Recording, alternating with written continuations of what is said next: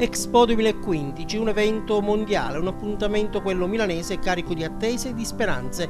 La Sicilia sarà protagonista. La regione coordinerà le attività dell'area comune del cluster biomediterraneo salute, bellezza e armonia.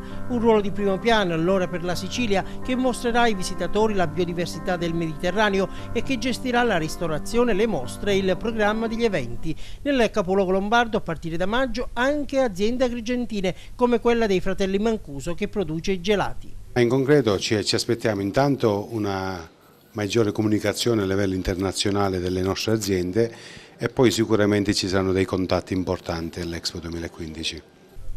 In vetrina a Milano anche il consorzio che abbraccia le eccellenze siciliane di cui fa parte il gruppo Mancuso. Consisiti è forse il raggruppamento delle aziende più importanti siciliane per essere rappresentate nel mondo. L'eccellenza siciliana per poter essere esportata nel mondo, quindi il gruppo Mancuso, così come le aziende che fanno parte di Consisiti, avranno una vetrina importante all'interno di Expo 2015. Un appuntamento, quello di Expo 2015, ritenuto fondamentale per rimettere in moto l'economia isolana. Expo è la più grande occasione che capita alle imprese italiane e siciliane, alle imprese che fanno eccellenza e hanno puntato sulla qualità per farsi conoscere sui mercati internazionali. Abbiamo una vetrina a pochi chilometri da casa e la dobbiamo sfruttare. La Sicilia è pronta? Sì, difatti oggi sto visitando alcune delle aziende più importanti che partecipano all'Expo.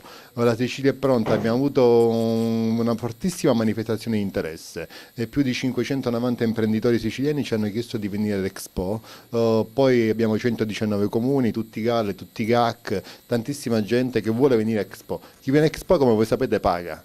Quindi non paga la regione, paga lui per venire all'Expo e noi vogliamo portare all'Expo le eccellenze, la migliore produzione siciliana e queste aziende che sto visitando stamattina rappresentano la migliore produzione siciliana. Su chi punterà la Sicilia, su quali prodotti? Il grano, l'olio, il vino, i prodotti da forno, i dolci, insomma tutto ciò che è filiera rappresenta la Sicilia, rappresenta il Mediterraneo. Su questi prodotti noi puntiamo, le nostre eccellenze. Ore di intenso lavoro allora per l'assessore regionale all'agricoltura Caleca. Il suo sguardo è certamente rivolto a Milano, ma in queste ore è impegnato anche su un altro fronte piuttosto caldo, quello che riguarda l'IMU sui terreni agricoli.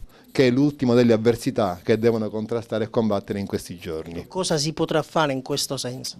L'IMU è una catastrofe. Noi proprio stamattina abbiamo trasmesso agli uffici del Ministero una sorta di comparazione per capire quale sarebbe l'effetto sul mercato e l'applicazione dell'IMU in questo modo. Io sto interessando il governo, il Parlamento, le forze politiche. Intanto abbiamo avuto questo mero rinvio fino al 31 marzo, speriamo che da quel 31 marzo qualcosa insieme possiamo fare, così insomma difficilmente potremo resistere.